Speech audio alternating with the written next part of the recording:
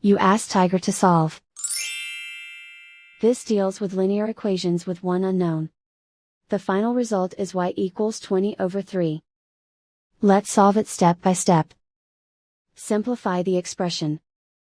Break up the fraction.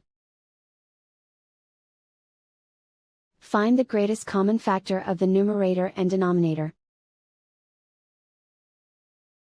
Factor out and cancel the greatest common factor. Swap sides.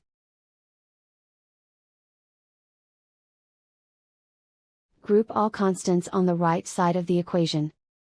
Add 2 to both sides. Simplify the arithmetic. Convert the integer into a fraction. Combine the fractions. Combine the numerators. Isolate the y. Multiply both sides by 2. Group like terms. Multiply the coefficients. Simplify the fraction. Multiply the fractions. Simplify the arithmetic.